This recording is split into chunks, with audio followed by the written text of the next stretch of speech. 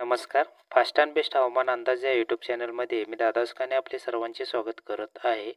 येत्या 24 तासातील हवामान अंदाज पाहूया. ज्या ठिकाणी आत्तापर्यंत कमी पाऊस झालेला आता म्हणजे या कालावधीत एक 15-20 दिवसात त्या ठिकाणचा हवामान अंदाजामध्ये काय थोडा बदल झालेला आहे ते पाहूया. सध्या परत एकदा कमी दाबाचं क्षेत्र आहे कोलकाता, ढाका आणि इकडे भुवनेश्वर ह्या भागातून एक तयार झालेला आहे आणि त्याचा जोर वाढलेला आहे आणि तिथे तीव्र अशी पावसाची ढग आणि पाऊस पडत आहे. आणि जे चक्राकार स्थिती दिल्ली झाशी ह्या साईडला झालेली होती ती राजस्थानच्या हरियाणाच्या आसपास झालेली आहे. ते जे विरळ स्वरूप तयार झालेलं आहे तरीसुद्धा दिल्ली साईडला राजस्थान साईडला जोरदार मुसळधार पाऊस चालू आहे. राज्यात सध्या तरी ढगाळ हवामान आहे. पावसाची शक्यता फक्त उत्तर महाराष्ट्रामध्ये दाखवत आहे. त्यानंतर जे कमी दाबात झाशी ह्या साईडला एक कमी दाबाचे क्षेत्र जे आहे तिथं तीव्रता त्याची थोडीशी कमी होऊन पुढे सरकलेलं दिसून येतं.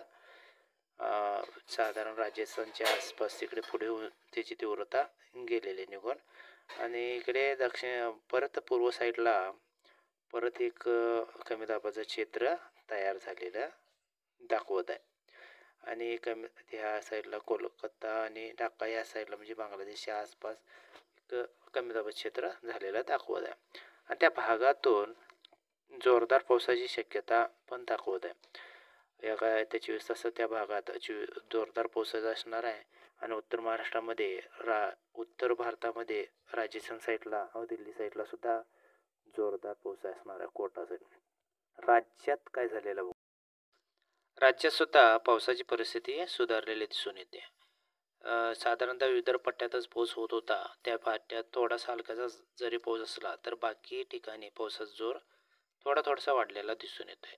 नागपूर, गोंदिया ह्या भागातून हलका मध्यम जोमदार सऱ्या येथील गडचिरोली भागातून तसेच अमरावती, अकोला, लोणार याही भागातून चांगल्या हलक्या मध्यम जोरदार सऱ्या येतील आणि छत्रपती संभाजीनगर, जळगाव या उत्तर महाराष्ट्रातून मालेगाव परिसर, नंदुरबारचा परिसर या भागात परिसरात जोरदार पावसाची शक्यता दिसून येते. साधारणतः उत्तर महाराष्ट्रातून बऱ्यापैकी पावसाची शक्यता चांगली आहे.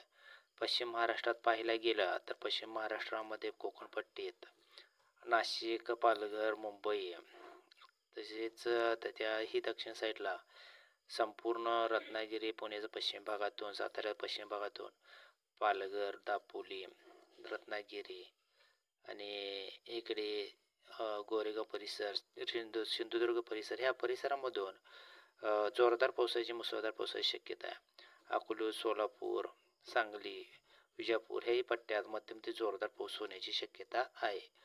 आत्तापर्यंत जे पावसाचे जे कमी दाखवत होते या 15-20 दिवसात त्या भागातून बऱ्यापैकी पाऊस वाढलेला दिसून येतोय. तो भाग जेजुरी, डावोंड, अहमदनगर, खेड आणि इकडे मनमाडचा साईड, परत छत्रपती संभाजीनगर, जालनाचा काही परिसर, मजलगावचा काही परिसर, जुन्नर, परभणीचा काही परिसर आणि इकडे अजून पूर्वेकडे पाहायला गेलं तर हिंगोलीचा काही परिसर ह्या भागातून पावसाचं शक्यता पाऊस कमी दाखवत होता. बीडचा परिसर, जामखेड, काईज, अहमदनगर, करमाळा, बार्शी, पेठ, तुळजापूर, पंढरपूर, सोलापूर, जतचा काही परिसर, जतचा पश्चिम साईडला बाजू, सांगलीचा काही परिसर पूर्व भागातून, तसेच लातूर ह्या भागातून बऱ्यापैकी पाऊस आता जोर धरलेला दिसून येतोय आणि तसेच विदर्भ पट्ट्या भागात पुसद, हिंगोली, उमरखेड,